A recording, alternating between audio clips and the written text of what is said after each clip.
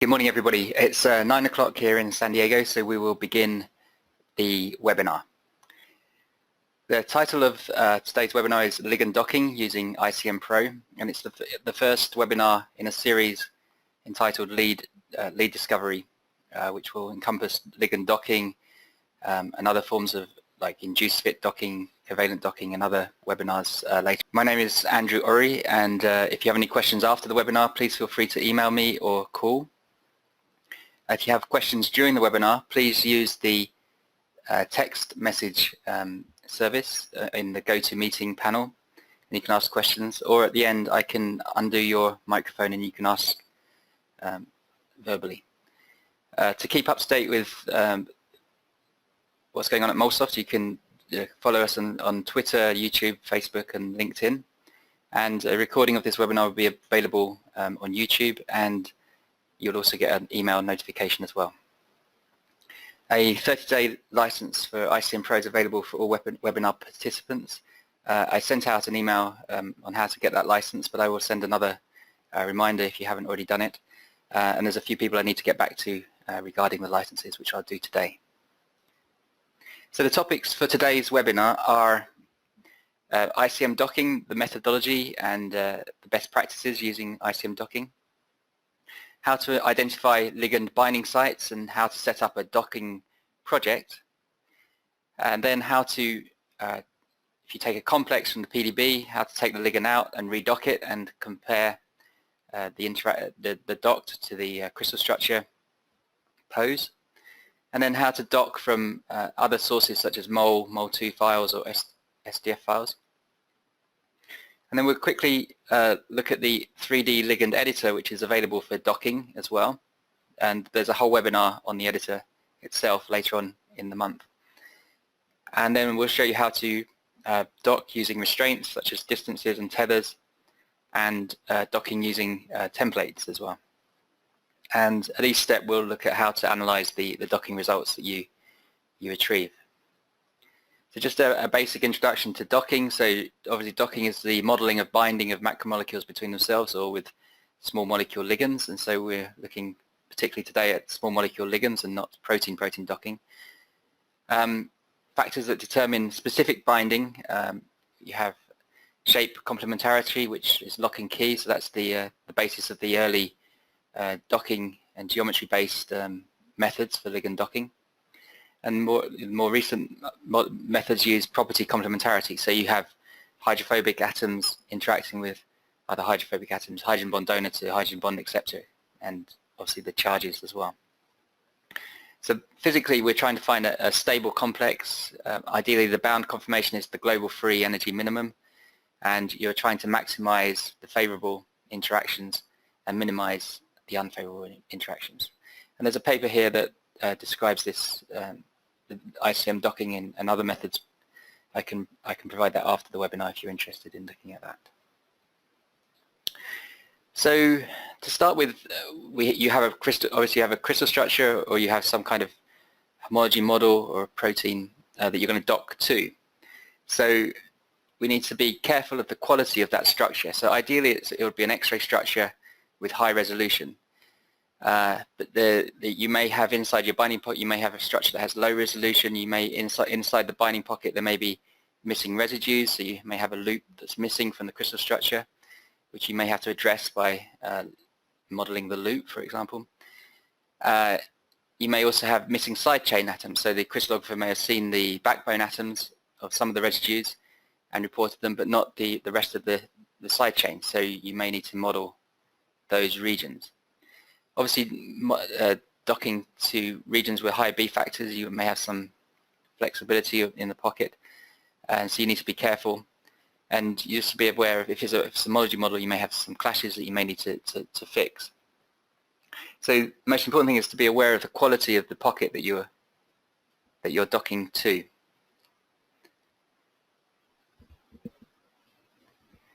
So there are some special features. So covalent.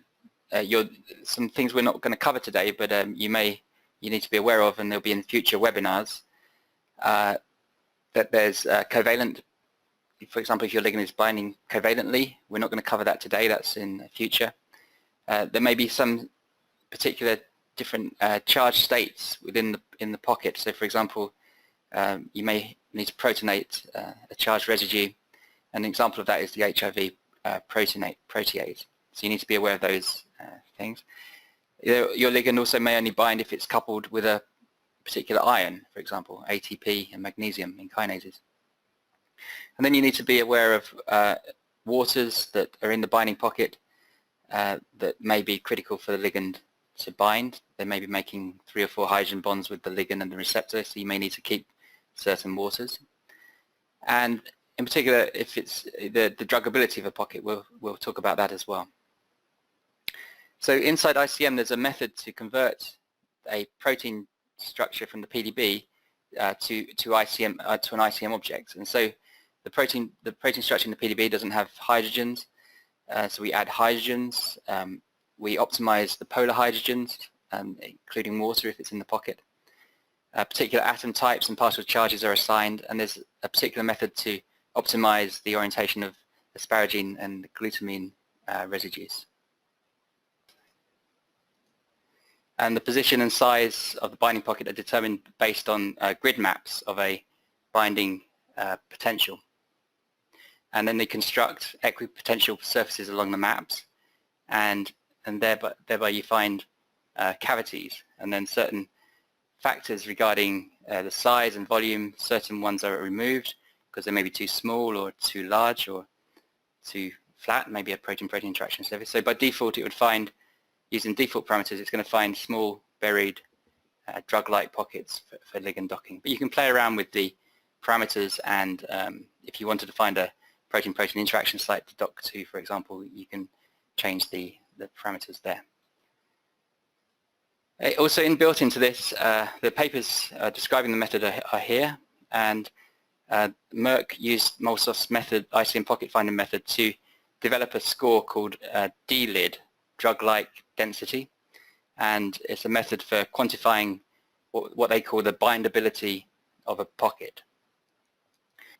So the method we use to docking for sampling is the method we use for sampling is it's a Monte Carlo method that has been adapted. It's a biased probability Monte Carlo method, and it's described in JMB 1994 by Ruben Abagayan, who's our company founder and at UCSD, and Max Totroff, who is our principal scientist here at MolSoft.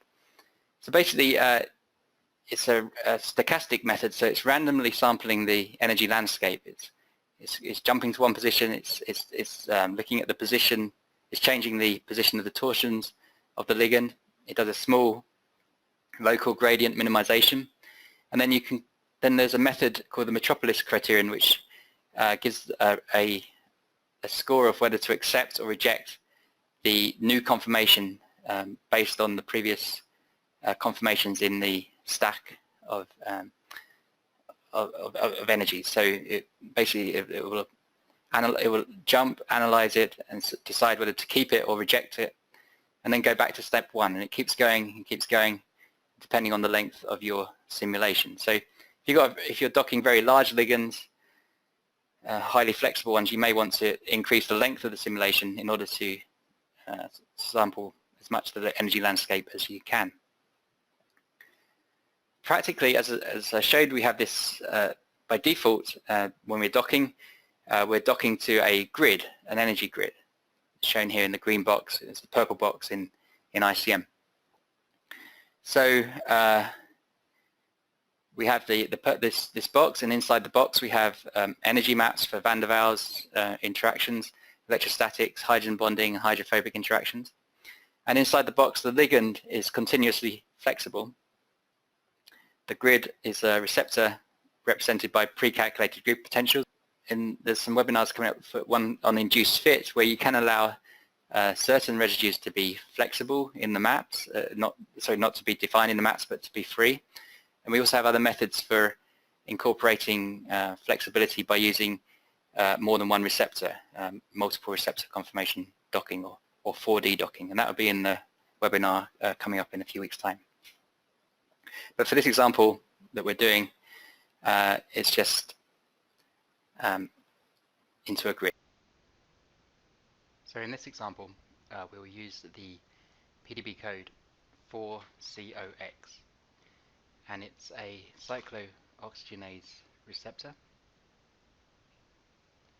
and it's a target for drugs such as Vioxx, Bextra, and Celebrex, pain drugs.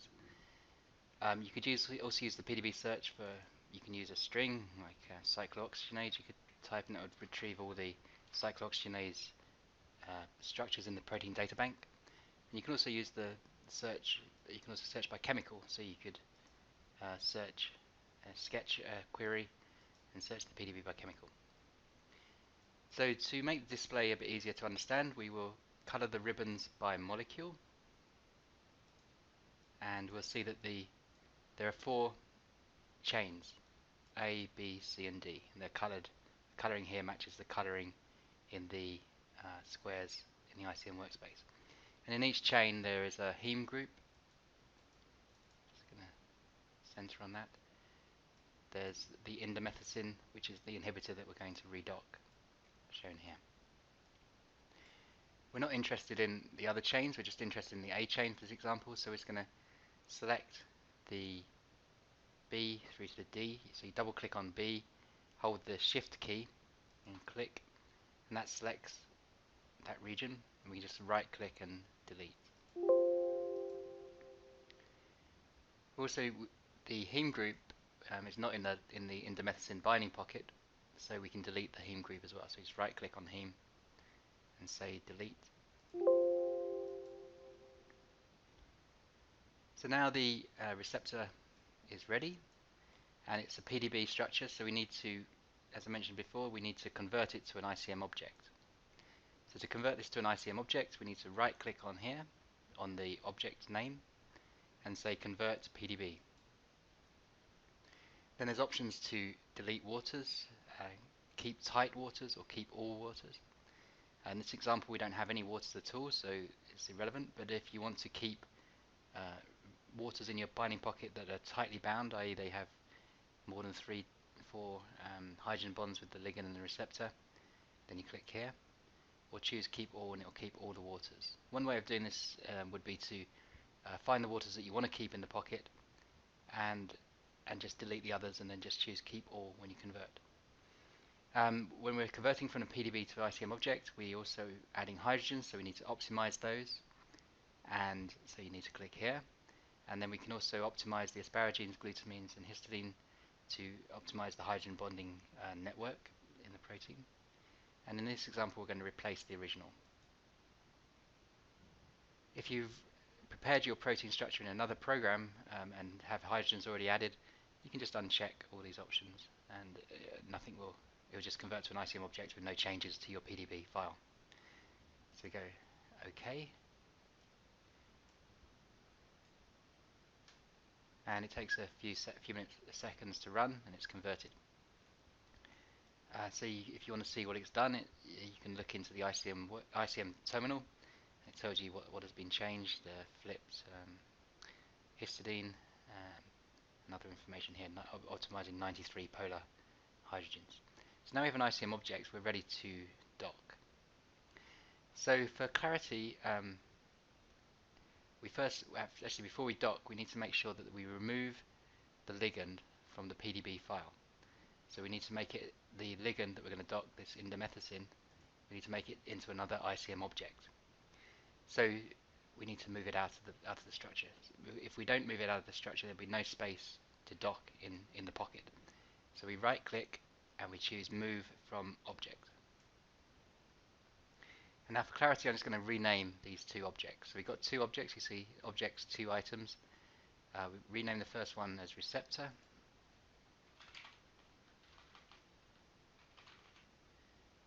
and rename the second one as ligand.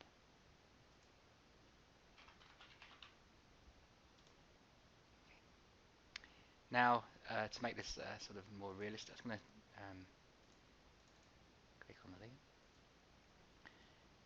ligand. So we're going to dock to this region. We need to move, to make this more realistic, we're going to move the ligand out of the pocket. So we right click on the so we've moved it out of the object, but now we're going to shift the ligand out and then redock it back in. So we right click on the ligand and choose move rotate molecule separately, and then you can use the middle mouse button or this button here to move the ligand out of the pocket. And you see that we're connected only to that ligand at the moment, and so if we want to remove that connection, we just press escape, and now we can move both the receptor and the ligand. So in this example we know roughly where the pocket is, but it would be good, in some cases you don't know where the pocket is, so you need to use the ICM pocket finder. So to run that, we select the pocket, the receptor, go to Tools, 3D Predict, ICM Pocket Finder. And it's asking you for a selection. We have a selection already. And the tolerance is designed, is a level which is going to find sort of buried drug-like pockets. If you want to find protein-protein interaction sites, you would lower this tolerance to a smaller number, maybe 3 or 2, and you'll find shallower pockets on the surface and also smaller pockets. So go OK.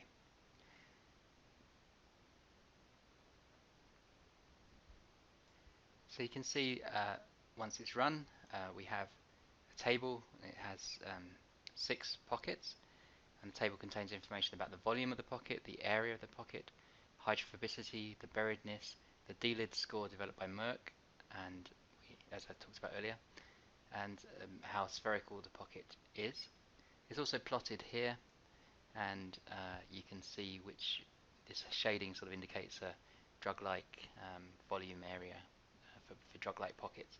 You can see that this one doesn't really fall into that shading, it's rather large. The others do. You could also, if you right click on the plot and choose options, you can change for example, we change the size of the plot to the D-lid score, and we can see that some of them have got a very poor D-lid score and some of them are better. So for example, number 4, which has a good D-lid score and has good area and volume for the pocket.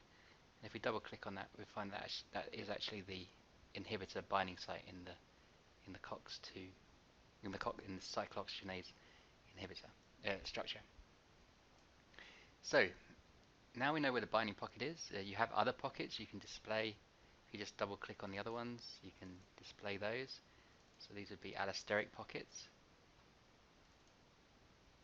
If you're unsure about which pocket to dock to, if you haven't got any experimental data about where the binding site would be, you could maybe run individual docking to each pocket and compare the docking scores. But in this example, we know this is the indomethacin binding site. So we can go to Docking menu, and we go to New Project, and we give the docking a name. So I'm going to call this cyclooxygenase. And then we choose the project folder, go to Browse. I'm going to choose my desktop directory. And then it's asking us what objects, what the receptor object is. And this is the ICM command line language for the receptor. It means atom selection with the object name receptor, which is this one. So that's correct.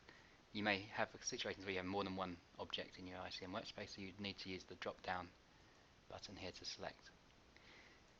We made a selection by double clicking on the pocket in the table. You can see the green crosses around the green surface indicates that's a selection. That's where you're docked to. It's at 18 residues. You could, in some cases, when you have the ligand in the environment of the pocket, you can just double click on the ligand and say define site around the ligand, assuming the ligand is in the binding pocket. Or you can use the drop down menu and use one of the pockets that have been found by Pocket Finder and say define site around mesh, and you can see we have a selection here. So basically now we're ready to go. We go OK, and there's a little sphere that represents where the docking is going to start, and that's placed by default in the center of the pocket, and it's usually best just to leave it there. There are maybe some occasions when you've got a large pocket and you want to maybe start the simulation at one particular point. You could move that, but it's best just to leave it in place. Go. Now you can see we have this purple box. So the purple box represents where the grid energy maps are going to be built. And so you need to make sure that the purple box encompasses the pocket. We can see in this example it does pretty well, and in most cases if you made a good selection then it will cover it. But if you need to change it, you can just drag it in the corners to make it larger or smaller. Then press go. This will make the energy maps.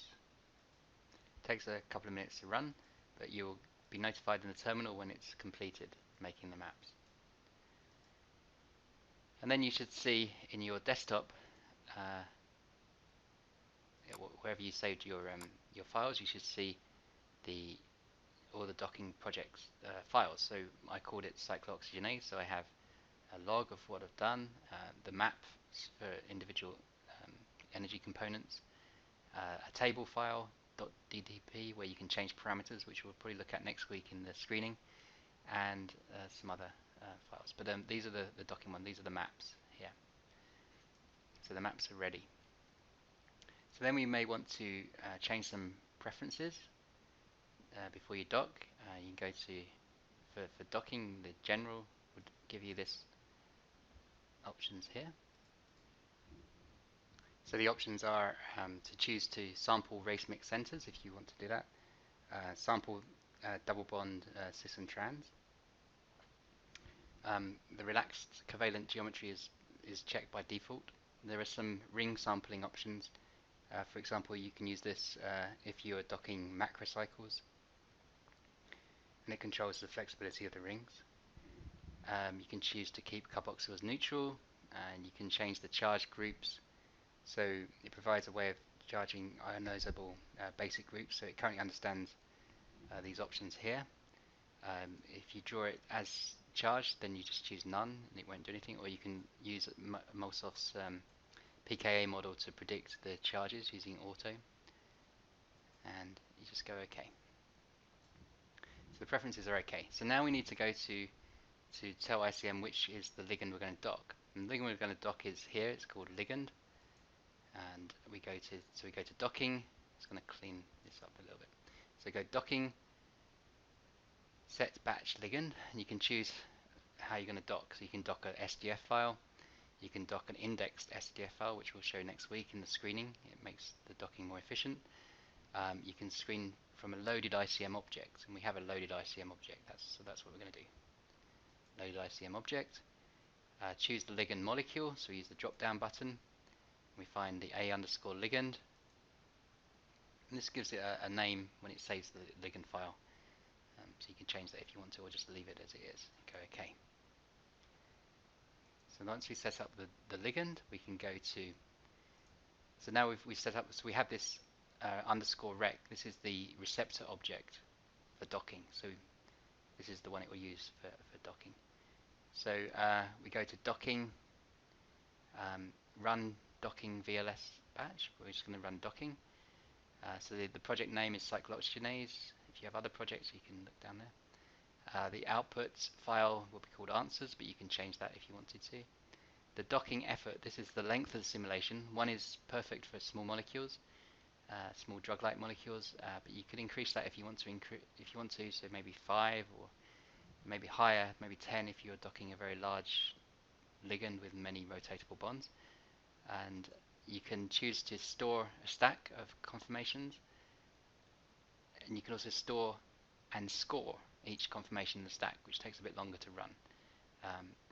But with this example, we'll just press OK, and you can see that the job is running in the background. You get a bar here showing how complete the job is, and now it's finished. You get this.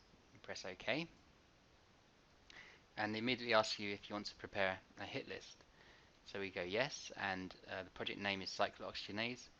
The answers of the docking, the 3D objects of the docking are in this file called cyclooxygenase_answers1. So if you browse, you can find it here. It's a .ob file. They're the answer file. And then there's some options which we'll cover for you next week in the screening, which are more relevant for screening. and we just go OK, and then we get a table with the docked ligand. We can see that it has a score of -44, and it has these are the energies, the grid energies values for desolvation, hydrophobicity, hydrogen bonding, and other things. So the score is a function of these columns. So we can double click on this row, and you can see that now that the indomethacin has been added to our receptor object _rec object. So we have two here, and we could just undisplay that surface because it's blocking the way. So that's our docked ligand in the pocket.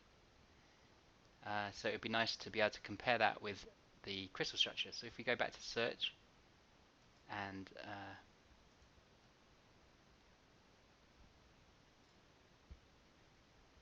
we go to the search tab, and we can just search in 4COX again and read in that structure. We have the 4COX, so the indomethacin is the A chain one.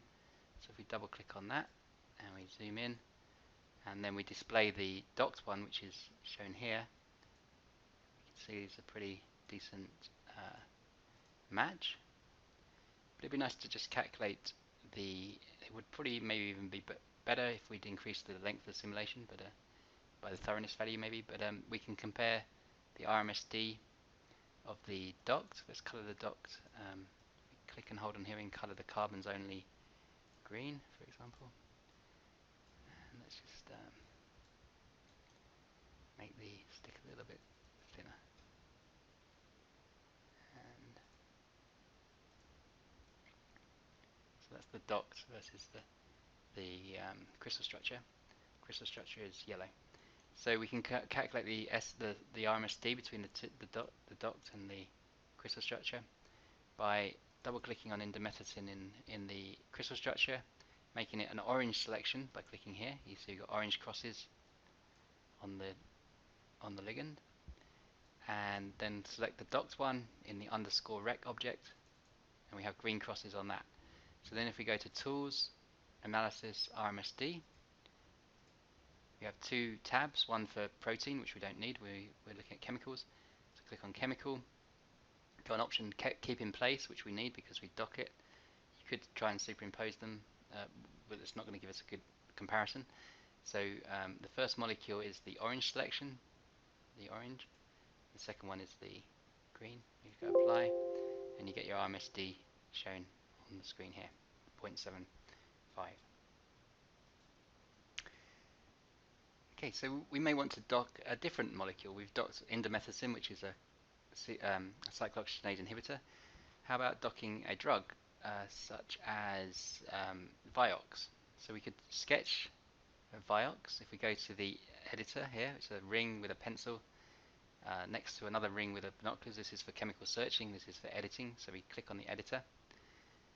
We could try and sketch Vioxx if we wanted to, using the tools and the templates, but inbuilt into ICM is a chemical dictionary, so we can click on the dictionary and type Vioxx,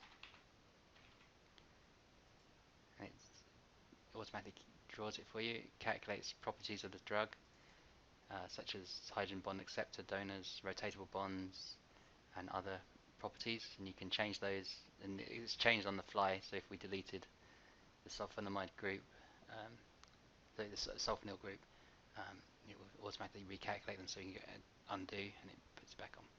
So we're going to save, we're going to call this Vioxx, and then we can add it to a chemical spreadsheet by clicking here, and we can dock from the chemical spreadsheet. So I'm going to click on that one, give it a table name, we'll call it cyclooxygenase inhibitors.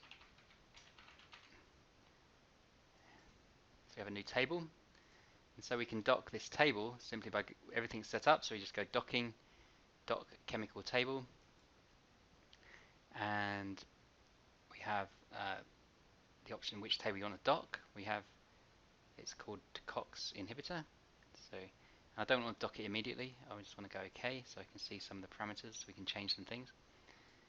So we can, in this table, we can dock this ligand, but we can change the thoroughness of the simulation. I'm going to make it quicker for this example, make it 1. And then it asks you how many conformations you want to store of energetically favorable conformations. You can go 3, or you can increase that. It's up to you. And then there's some other preferences here for sampling tautomers and racemic and double bonds. But we're just going to go dock, and you can see once again it's docking in the background, and it's also you have a panel here showing you the completeness. Now it's finished, and just go OK, and it automatically makes you a hit list. You can see the score for each of these. Because we said 3 conformations, we have 3 different scored conformations for this ligand, and you can toggle each one on and off. Sendomethacin is the crystal structure. It's going to color it a different color, and so you can toggle the hit list here.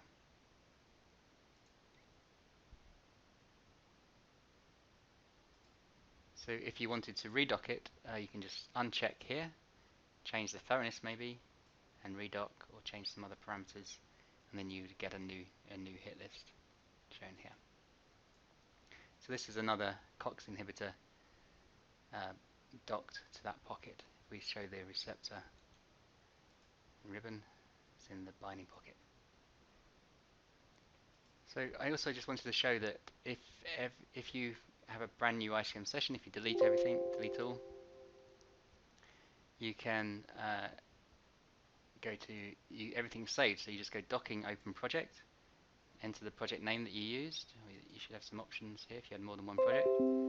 Go OK, and then it's all set up for you to dock. So if you read in, for example, a SDF file from the ICM distribution, there's one called Celebrex50, which is Celebrex is a inhibitor of cyclooxygenase as well, and so you could then dock this table, go docking, dock chemical table, like that.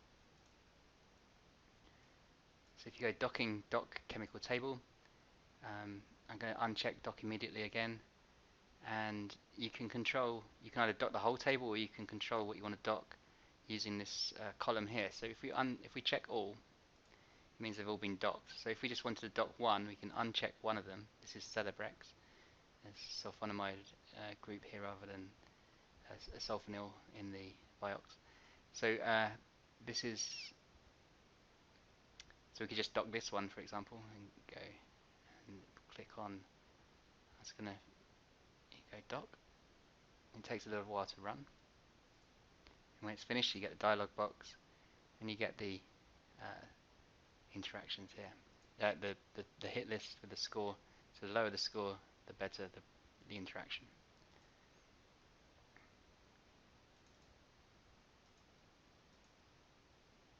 So you can display the ligand like that.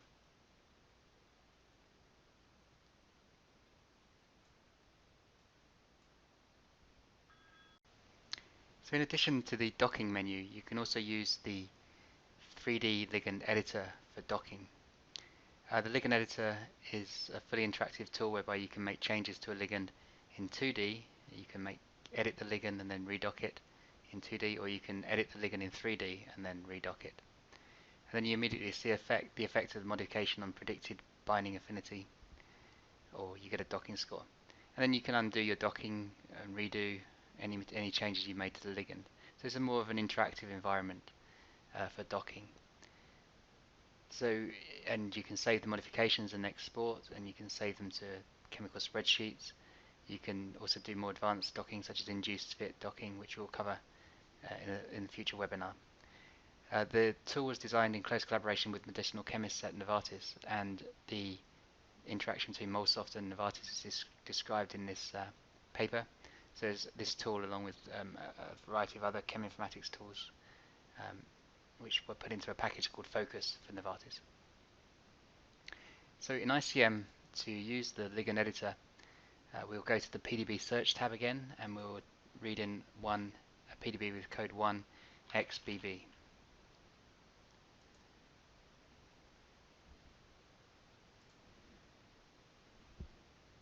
This is the structure of spleen tyrosine kinase, and it's bound with the drug Gleevec, and the DFG loop is out. So to start with the Ligand Editor, we go to Ligand Edit tab here. We click on the Setup Ligand option, and it asks us which is the ligand molecule that we're going to dock, and it's just there's only one chemical in the PDB file, so it finds it straight away. Or you can use the drop down button. It will assign formal charges if you need to do that, and click OK. So now we have another object, and this is the ligand that we can dock, shown here. Now we need to set up the receptor. So the next button along, click on Set up Receptor. It asks us what is the receptor object. This 1XBB, it's found it. It asks us about the waters, whether you want to keep tight waters or keep all waters or delete all waters. And then you need to optimize the hydrogens and asparaginins and glutamines. You can use ICM Pocket Finder to identify the pocket, but in most cases when you're using the Ligand Editor, the ligand is bound. So you can just choose the option Make Box around existing ligand and click OK.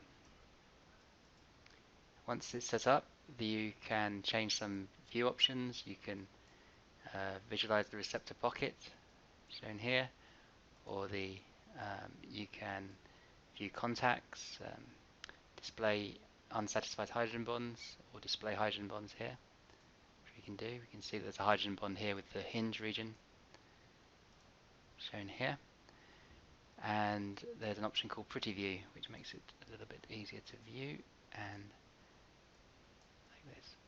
So to redock this ligand in the Ligand Editor, we just simply click on this button here, and that will redock it. Or you can minimize the ligand in the receptor, clicking this one, which will go to the nearest energy well in the energy landscape. And then there's also these tools here for editing, which we'll cover in a future webinar. So just redock is clicking here.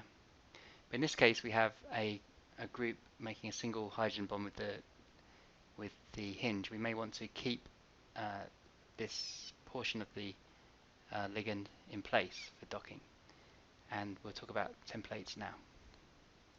So inbuilt in ICM, in both the docking menu and the Ligand Editor, there are certain restraints that you can use. So you can use a distance restraint, whereby you maintain atoms within a certain maximum or minimum distance of a particular atom in the receptor. There's a tether restraint, which is shown here, which will impose a positional restraint on a particular atom in 3D space. Or you can upload a template of a substructure and then dock to that template. And you can match your ligand that you're docking with the template either by substructure or by 3D pharmacophoric fields, atomic property fields, APF. And that in itself is a whole webinar later on in this series. So to add positional tethers or positional restraints, we click on the T button here in the Edit panel in the Ligand Editor, and then you click on the atoms that you want to restrain. You can see that you have these red crosses through the atoms that you clicked. So if we want to maintain this ring in this position, for example, we click on those atoms. And you see that you get a panel here which tells you that the type of restraint is positional tether restraint. The atom that's tethered, the maximum minimum distance not included for this, it's just going to be weighted in that position. You can choose to use the restraint or not just by clicking here. You can display or undisplay the restraint, clicking here. And it's the same for a distance restraint. So if we include a distance restraint, maybe between this atom and this one, we would go to distance restraint, this button here, click on this atom, click on this one, and we have a distance restraint. So you can change the maximum minimum distance. So maximum, you could say maybe 2.7 angstroms, minimum 2.48, and so you can choose to use it as well or not. So now when we dock it, these regions will be kept in place according to our tethers. So we dock it by clicking here. Once the docking is finished, you will get a stack of confirmations ranked by score, and you can toggle those docked conformations on and off. You see the first one is practically identical. This one, second one, the score is slightly lower, and the others are there. So this region is locked in place. So as I mentioned, another restraint you can use as a template. Here's an example with another kinase, and we have a template already loaded into ICM in 3D, which is on the interaction with the hinge region here. So it's like an adenine ring that makes hydrogen bonds with the hinge region. So we can use that template to dock. If we go back to the editor panel here and click on here, we can choose the template. Which, I called it, the template is called A_template, and then you can choose to whether you want to do substructure or APF matching. We'll choose substructure for this example. Go OK. And once again, we have this little table of docking restraints which we can choose to turn on or turn off, and it's going to match by substructure to this template. And the ligand we're going to dock it is already set up. It's this one here. So then we just go to docking, and it will dock to that template. I should point out that the template needs to be an ICM object. So you could actually use a ligand and just delete the atoms that you don't need as your template and then dock. So I've docked it, clicked on here, docked it, and you get another hit list ranked by score. The lower the score, the better the interaction. You can just click on here, you can see the undisplay the CPK. You can see the core template is well matched in each of these. So it's docking to the template and allowing the rest of the ligand to be flexible sampling.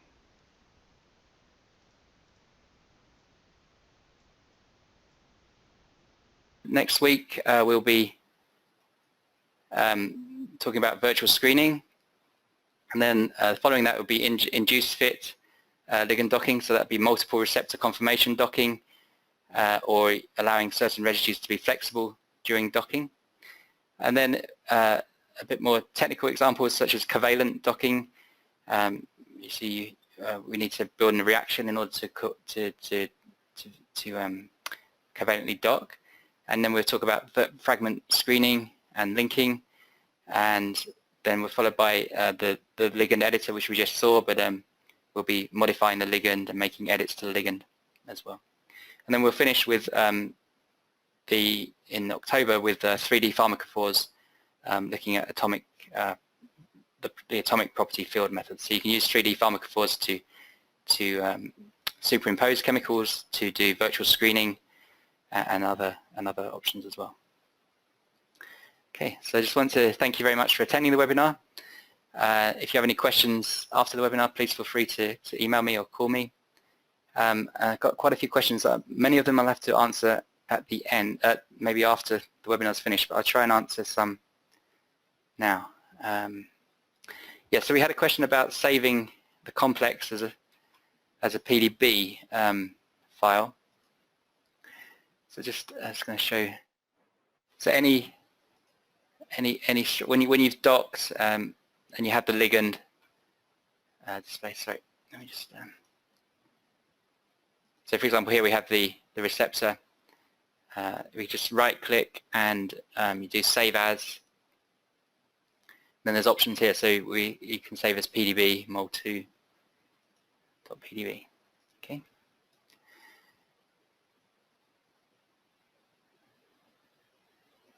I had a question about using the docking menu or the ligand edit menu. The docking menu is probably best for setting up sort of more high throughput stuff. So the docking is exactly the same in the docking and the ligand editor, so it doesn't really make much difference. But we'll see next week when we do virtual screening that it's probably best to use the docking menu for that. It just makes life easier. The ligand editor is more designed for when we have the webinar, you can dock and you can edit and you can play around with different ideas and then undo them and redo them.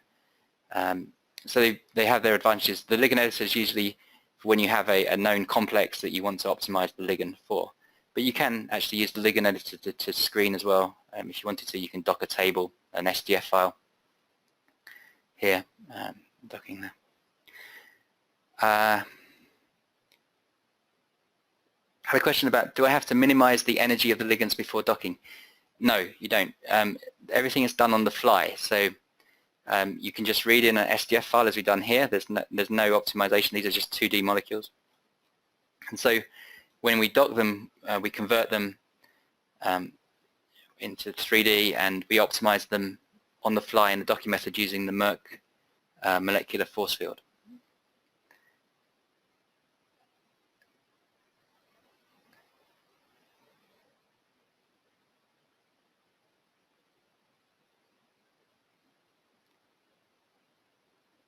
Just trying to see other questions. Some of these I'm going to have to get back to you on after the webinar. Sorry. How does ICM docking deal with metal binding compound? Yeah, the metals are obviously challenging, but we have parameters in our force field for them for the most common metals. Probably the best thing to do is to redock and see how it does perform on your particular example for metals. Yeah, maybe we could talk about that later.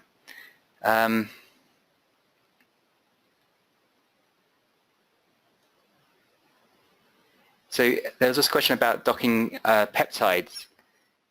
You can use the docking menu to do that, but it's a slightly different different method. But I can send you the instructions for doing that offline. There also, if you go to our homepage here and search the knowledge base, there should be the protocol for doing it. So peptide docking. Yeah, you should be able to find. There was an example there, but I can send it to you by email. But it basically used the docking menu as well, and setting it up in the same way. And obviously, with the peptide, you need to increase the thoroughness of the docking. The length of simulation needs to be longer because you've got to see more rotatable bonds. It's larger.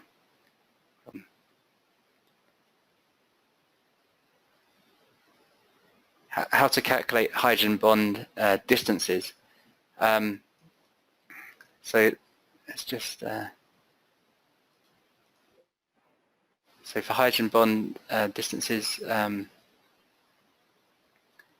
should just open that docking project.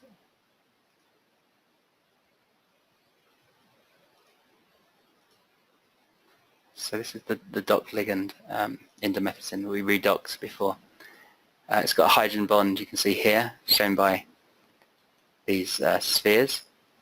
So what you can do is actually just select everything and go to the Display tab and click on the hydrogen bond button here. And so this will show you that there's 339 hydrogen bonds in the whole protein. But you can change if you right click on the hydrogen bond, you can show the distance here. You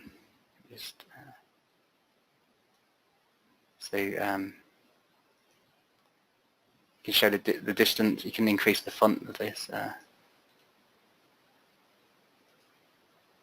See, larger. It's by right clicking basically. So you've got the distance listed here.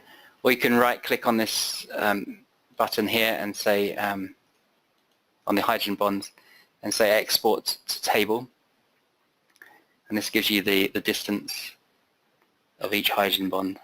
If we made a smaller selection, it would have been a better idea. So if you do make a selection here and then just delete these hydrogen bond pairs. So if you just make a selection, then it will make the hydrogen bonds in that region. And we've only got 28 now, so it makes it. So you have a table and you can see the distance here. Can we generate a question about, can we generate multiple conformations of a ligand and then dock them afterwards? Yeah, in the chemistry menu, you can generate 3D conformers. So this will perform basically what it's doing on the fly in the docking. It's generating conformers in the molecular force field. And for a table, you could read in a chemical table, and it will ask you how many conformations you want to generate and certain parameters for, this is obviously simulation as well, so you need to increase maybe the effort. And then you get a table that you can dock with different conformations. And then there's a parameter to remove the flexibility in the docking, so it would just dock them rigidly. But it depends on the scenario when you need to do that, because in ICM it's actually converting them to 3D on the fly by default. But you can certainly dock rigidly if you want to calculate them independently.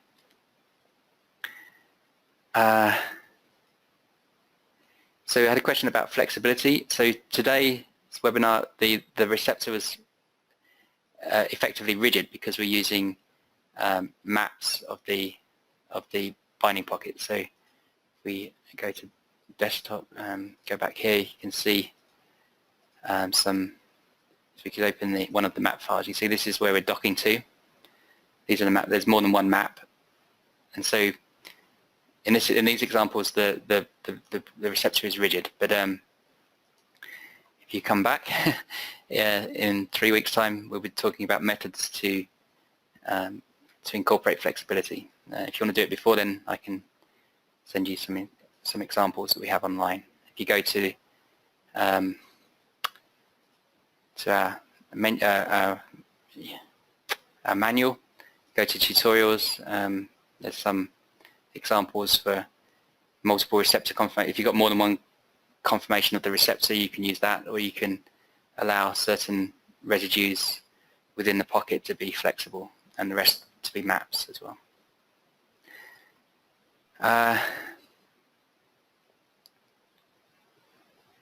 Ligand interactions after docking.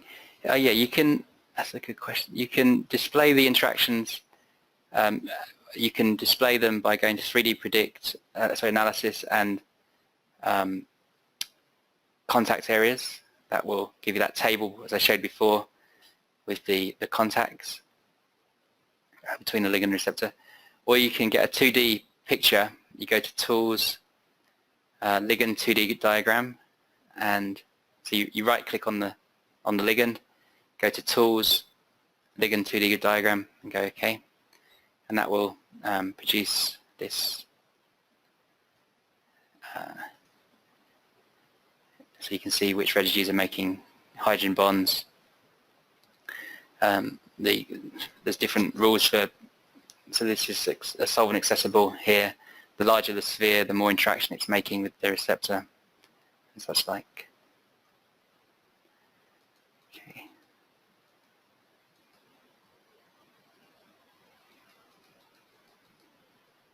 Yes, if you wanted to be more careful, the question, I'd like to know if there are possibilities of preparing the protein step by step so as to modify or edit the protonation states of some residues or whatever. Yeah, so you can be more specific. You'd first need to convert, as we did before. You right click and say convert. This is already an ICM object, but we say convert to ICM, and then it's converted. And then you can go around and individually carefully check the protonation states or change them yourself if you wanted to.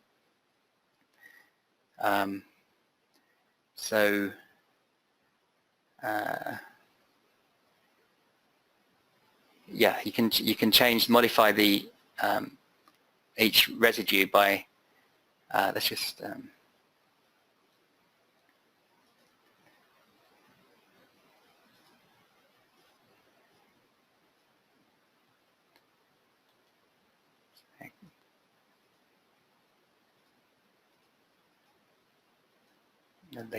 so if you just right click on a residue, you can say edit, you can modify it.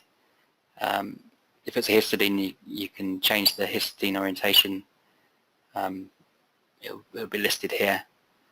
Yeah, so you can delete, you can protonate whatever you want to do on each residue once it's converted. So then or if you've done it if you already prepared it in another package, then you can just, when you convert, you just uncheck all the options and it will just make it an ICM object without any changes to the structure. So particularly for, let's just let's have a look at that.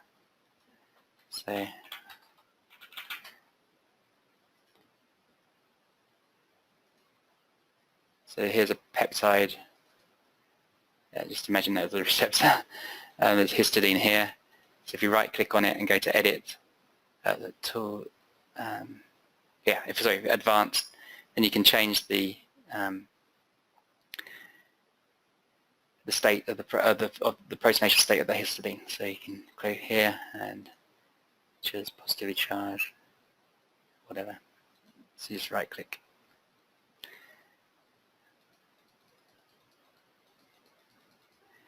I've got some questions that are more particular for somebody's problem.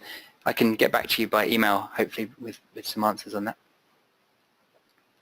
I had a question about once you've run the ICM Pocket Finder, should you dock to each pocket individually? So for example, we could run the Pocket Finder again on this protein. Go to Edit Tools, 3D Predict, Pocket Finder. So obviously you find a lot of pockets on the receptor. You find all cavities that could be drug-like. You definitely do not want to dock. You need to dock to the individual pockets. So you would, if you didn't know which one it was, you would choose those that are particularly drug-like, and those that are in the vicinity of maybe some experimental data and some mutation data that may indicate that it's the correct pocket, or some structural data that says this region may interact with another protein, for example. So ideally you'd narrow it down to 3 or 4 candidate pockets, and then you would screen to each one individually, not as a whole. The simulation would be too big. So you just need to you'd have 1, 2, 3, 4 individual docking projects and then compare. Had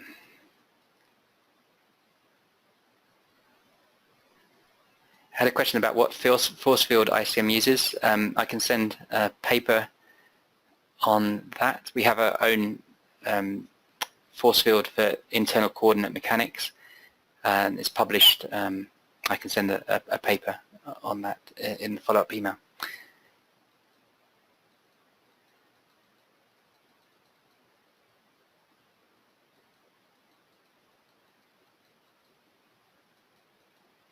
When should we keep or remove water molecules? That's a hard question to answer. It's on an individual basis. It depends on the example basically, but ideally you'd imagine that most ligands would displace water, but obviously some waters are strongly bound to the receptor by 3 or 4 hydrogen bonds, so you may want to keep those. When we do induced fit docking, I'll show you how you can actually dock with the water coming on and off in the pocket. So you can dock to one conformation with the water on and one conformation with the water not off. So that's one way, and you can see whether the binding score, the score improves with the water there or not, or whether that water is needed. We can talk about that later. So most of these question about how can we do this. I'll send the video recording later, but there's also, most of these examples are written as well in the tutorial section here. So ligand docking tutorials, it's a slightly different example, but it's basically takes you through the same steps as well, so I can send that link. So yeah, there's a lot of questions about receptor, setting up the receptor, and they're important questions such as what threshold resolution for the receptor should be used and what have you. There's no set rules, obviously. That the higher the resolution, the likelihood of a good dock pose increases, and also virtual screening. The higher the resolution, the more likely you'd find some hits, which we'll talk about next time. But I can send some papers on that.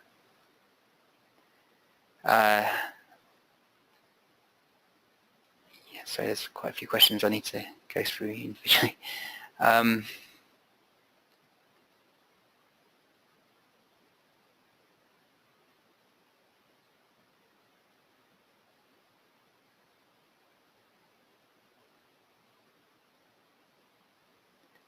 Yeah, I think we can probably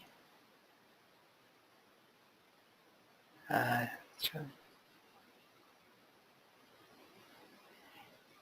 I think we'll leave it there. I think there's some. I will try and get back to everybody individually after the webinar. So thank you very much for your questions.